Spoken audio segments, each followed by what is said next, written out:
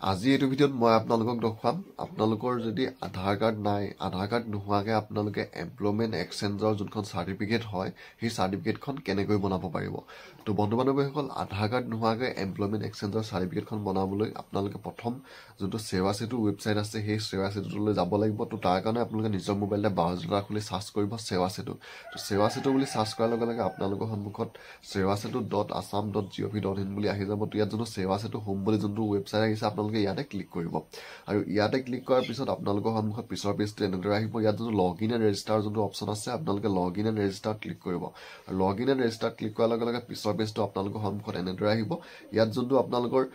যদি নিজৰ মোবাইলৰ পৰা কৰি আছে আপোনালোকে চিটিজেনত ক্লিক কৰিব আৰু যদি আপোনালোকৰ কিবা আইডি আছে তেতিয়া আপোনালোকে ইয়াৰ তলৰ এটাও সিলেক্ট কৰিব পাৰে। মোৰ চিটিজেনৰ পৰা ইয়াত মই সিলেক্ট কৰি লৈছোঁ আৰু সিলেক্ট কৰি লোৱাৰ পিছত আপোনালোকে যেতিয়া লগইন কৰিব লগইন কৰাৰ পিছত আপোনালোকে ডাছবৰ্ডত যাব আৰু ডাছবৰ্ডত গৈ ইয়াত যোনটো ছাৰ্ভিচৰ অপশ্যন আছে ছাৰ্ভিচত ক্লিক কৰিব আৰু ছাৰ্ভিচত ক্লিক কৰাৰ লগে লগে পিছৰ পেজটো আপোনালোকৰ সন্মুখত এনেদৰে আহিব। তো ইয়াত আপোনালোকে সাৰ্চ বাৰত সাৰ্চ কৰিব এমপ্লয়মেণ্ট এক্সচেঞ্জ। তো এমপ্লয়মেণ্ট এক্সচেঞ্জ বুলি সাৰ্চ কৰাৰ লগে লগে আপোনালোকৰ সন্মুখত এনেদৰে আহি যাব। যিহেতু মই নতুন এমপ্লয়মেণ্ট এক্সচেঞ্জখন আধাৰ কাৰ্ড নোহোৱাকৈ কেনেকৈ বনাব তাৰ বিষয়ে আজি এইটো ভিডিঅ'ত দেখুৱাম। তো সেইকাৰণে ইয়াত যোনটো ৰেজিষ্ট্ৰেশ্যন অফ এমপ্লয়মেণ্ট চিকাৰ ইন এমপ্লয়মেণ্ট এক্সচেঞ্জ বুলি যোনটো 3 নম্বৰত আহিছে মই তাত ক্লিক কৰি এপ্লাইত ক্লিক কৰিম আৰু এপ্লাইত ক্লিক কৰাৰ লগে লগে পিছৰ পেজটো আপোনালোকৰ সন্মুখত এনেদৰে আহি যাব। ইয়াত দেখিছে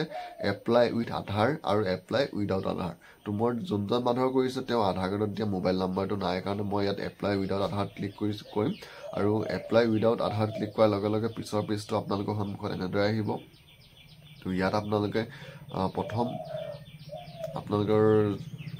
এপ্লাই উইদাউট আধাৰ যেতিয়া আপুনি ক্লিক কৰিব পিছৰ পেজটো আপোনালোকৰ সন্মুখত এনেদৰে আহিব। তো ইয়াত আপোনালোকে যোনটো প্ৰচিডৰ অপশ্যন আছে আপোনালোকে প্ৰথম প্ৰচিডত ক্লিক কৰিব আৰু প্ৰচিডত ক্লিক কৰাৰ লগে লগে আপোনালোকৰ যোনটো আধাৰ কাৰ্ডৰ প্ৰথম আপোনালোকে এই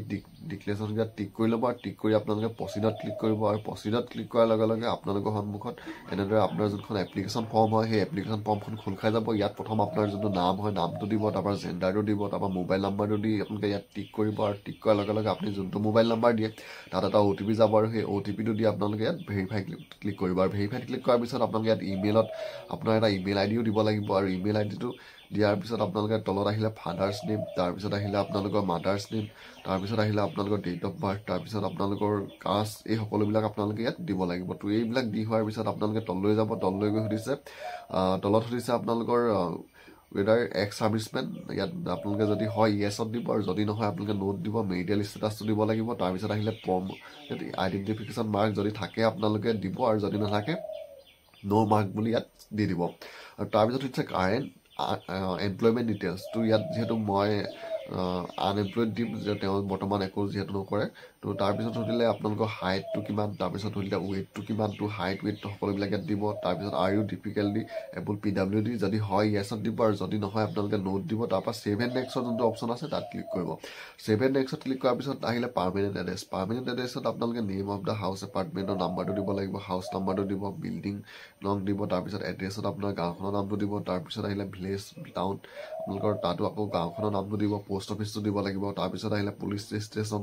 তাৰপিছত আহিলে আপোনালোকৰ পিন কোড, এই সকলোবিলাক ডিটেইলছ আপোনালোকে ইয়াত দিব। তাৰপিছত এই সকলোবিলাক দি হোৱাৰ পিছত আপোনালোকে আকৌ তললৈ যাব। তলত আহিছে আপোনালোকৰ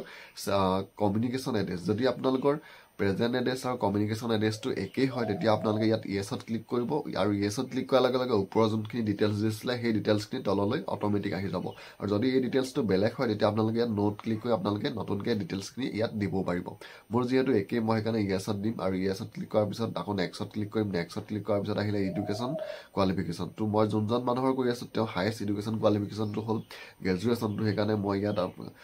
প্ৰথম তেওঁ এডুকেশ্যন কোৱালিফিকেশ্যনৰ যোনটো ডিটেইলছ হয় সেইটো মই ইয়াত এড কৰিম আৰু আপোনালোকে ইয়াত যেতিয়াই তিনিটা এড কৰিব লাগিব। আপোনালোকে ইয়াত যেতিয়াই ইয়াত হায়েষ্ট এডুকেশ্যন কোৱালিফিকেশ্যন গ্ৰেজুৱেশ্যন দিব তেতিয়া প্ৰথম আপোনালোকে ইয়াত মেট্ৰিকৰটো এড কৰিব লাগিব আৰু মেট্ৰিকৰটো এড কৰোঁতে আপোনালোকে মেট্ৰিকত কিমান নম্বৰ পাইছিলে, মেট্ৰিকত আপোনালোকে কেইটা ছাবজেক্ট আছিলে, তাৰপৰা আপোনালোকৰ বৰ্ডটো কোনখন বৰ্ডৰ পৰা পাছ কৰিছিলে, তাৰপৰা আপোনালোকৰ ষ্ট্ৰীমটো কি আছিলে, তাৰপিছত আপোনালোকৰ কোন চনত আপোনালোকে এডমিশ্যন লৈছিলে আৰু কোন চনত পাছ কৰিছিলে সেই গোটেই ডিটেইলছখিনি আপোনালোকে দিব লাগিব আৰু দি হোৱাৰ পিছত আপোনালোকে মেট্ৰিকৰ প্ৰথম যোনখন মাৰ্কশ্বিট হয় প্ৰথম মাৰ্কশ্বিটখন আপলোড কৰিব লাগিব। তাৰপিছত আপোনাৰ মেট্ৰিকৰ যোনখন চাৰ্টিফিকেট হয় সেই চাৰ্টিফিকেটখনো আপোনালোকে PDF বনাই আপলোড কৰিব লাগিব প্ৰথম মেট্ৰিকৰ কৰিব আৰু মেট্ৰিকৰ কৰি হোৱাৰ পিছত আপোনালোকে হায়াৰ ছেকেণ্ডেৰী যেতিয়া ডিটেইলছখিনি দিব তাৰ তলতে আপোনালোকে হায়াৰ ছেকেণ্ডেৰী মাৰ্কশ্বিট আৰু চাৰ্টিফিকেট বেলেগকৈ আপোনালোকে আপলোড কৰিব লাগিব তাৰপিছত হায়াৰ ছেকেণ্ডেৰীৰ পিছত BA যোনখন মাৰ্কশ্বিট আৰু চাৰ্টিফিকেট হয় সেই BA মাৰ্কশ্বিট চাৰ্টিফিকেটো আপোনালোকে তলত এখনকৈ আপলোড কৰিব লাগিব আৰু আপলোড কৰি হোৱাৰ পিছত আপোনালোকৰ সন্মুখত এনেদৰে আহি যাব তো ইয়াত দেখিছে মোৰ আপলোড হৈ গৈছে তাৰপৰা মই ইয়াত ডু ইউ ৱেন টু এড আদাৰ কোৱালিফিকেশ্যন যিহেতু মোৰ আৰু বেলেগ কোৱালিফিকেশ্যন নাই সেইকাৰণে মই ইয়াত নো দিম আৰু নো দি ইয়াত যোনটো ছেভ এণ্ড নেক্সটৰ অপশ্যন আছে ছেভ এণ্ড নেক্সট ক্লিক কৰিম আৰু ছেভ এণ্ড নেক্সট ক্লিক কৰাৰ লগে লগে ইয়াত সুধিছে লেংগুৱেজ নাউন টু লেংগুৱেজ আপোনালোকে যোনকেইটা লেংগুৱেজ জানে সেই লেংগুৱেজকেইটা আপোনালোকে দিব মই ইয়াত 3টা লেংগুৱেজে দিছোঁ ইংলিছ হিন্দী আৰু আছামিজ তো দিয়াৰ পিছত ইয়াত আপোনালোকে প্লাছত ক্লিক কৰি আপোনালোকে যদি বেছিকৈ আৰু বেলেগ কিবাও জানে তেতিয়া আপোনালোকে ইয়াত এড কৰিব পাৰিব তো এড কৰি হোৱাৰ পিছত আপোনালোকে ইয়াত সুধিছে ইয়াত তলত আপোনালোকৰ এটা অপশ্যন পাব ছেভ এণ্ড নেক্সট তো ছেভ এণ্ড নেক্সটত ক্লিক কৰিব আৰু ছেভ এণ্ড নেক্সটত ক্লিক কৰাৰ লগে লগে এতিয়া আমি লাষ্টৰ পেজটোৱে পাইছোঁহি ইয়াত চিলেক্ট ডেটত আপোনালোকে যিহেতু আপোনালোকে উইদাউট আধাৰ কাৰ্ড নোহোৱাকৈ যিহেতু মই এপ্লাই কৰিছোঁ ইয়াত আপোনালোকৰ ডেট এটা ল'বলৈ দিছে এমপ্লয়মেণ্ট এক্সচেঞ্জ অফিচৰ তো আপোনালোকে ইয়াত চিলেক্ট কৰি আপোনাৰ যোনটো ডেটতে আপোনাৰ সুবিধা হয় সেই ডেটটো ল'ব তাৰপিছত আপোনালোকে চিলেক্ট টাইম শ্লট তো শ্লটৰ কাৰণেও আপোনালোকে ইয়াত টাইম ল'ব লাগিব যিহেতু সেইটো সময়তে আপোনালোকে যাব লাগিব তাৰপৰা এমপ্লয়মেণ্ট এক্সচেঞ্জত আপোনাৰ যোনটো এমপ্লয়মেণ্ট এক্সচেঞ্জ হয় মোৰ ডিষ্ট্ৰিক্টৰ সেই এক্সচেঞ্জ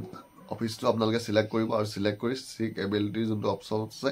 ইয়াত ক্লিক কৰিব আৰু ইয়াত ক্লিক কৰাৰ পিছত আপোনালোকৰ ইয়াত যোনটো ছেভ এণ্ড নেক্সটৰ অপশ্যন আছে ছেভ এণ্ড নেক্সটত ক্লিক কৰিব আৰু ছেভ এণ্ড নেক্সটত ক্লিক কৰাৰ লগে লগে আপোনালোকে ইয়াত কেইটামান ডকুমেণ্টছ আপলোড কৰিব লাগে তো ডকুমেণ্টছকেইটা হ'ল প্ৰথম প্ৰুফ অফ ৰেচিডেণ্ট তাৰপিছত এজ প্ৰুফ তাৰপিছত আহিলে আপোনালোকৰ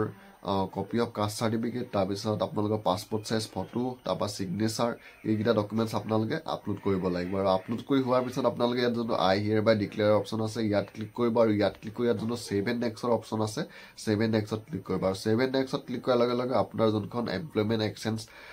যোনখন আপোনালোকৰ অনলাইন এপ্লাই কৰা ফৰ্ম হয় সেই ফৰ্মখন আপোনালোকৰ সন্মুখত এনেদৰে আহি যাব তো এবাৰ আপোনালোকে ভালদৰে ফৰ্মখন চাই ল'ব আপোনাৰ সকলোবিলাক ডিটেইলছ ঠিকে আছে নাই আৰু যদি সকলোবিলাক ডিটেইলছ ঠিকে আছে তেতিয়া আপোনালোকে ইয়াত যোনটো মেক পে'মেণ্টৰ অপশ্যন আছে আপোনালোকে মেক পে'মেণ্টত ক্লিক কৰিব আৰু মেক পে'মেণ্টত ক্লিক কৰাৰ লগে লগে আপোনালোকে ইয়াত 30 টকা এটাৰ এমপ্লয়মেণ্ট এক্সচেঞ্জৰ চাৰ্জ আপোনালোকে কাটিব লাগে আৰু চাৰ্জটো কটাৰ পিছত আপোনালোকে আৰ ইউ চিয়'ৰ ইয়াত আপোনালোকে য়েছত ক্লিক কৰিব আৰু য়েছত ক্লিক কৰাৰ লগে লগে আপোনাৰ যোনখন এমপ্লয়মেণ্ট এক্সচেঞ্জৰ আধাৰ কাৰ্ড নোহোৱাকৈ যোনটো অনলাইন ৰেজিষ্ট্ৰেশ্যন হয় সেই ৰেজিষ্ট্ৰেশ্যনটো ইয়াত সম্পূৰ্ণ হৈ যাব তো বন্ধু বান্ধৱীসকল আপোনালোকেও এনেদৰে অনলাইনত আপোনাৰ যোনটো এমপ্লয়মেণ্ট এক্সচেঞ্জৰ ৰেজিষ্ট্ৰেশ্যন হয় সেই ৰেজিষ্ট্ৰেশ্যনটো কৰিব পাৰিব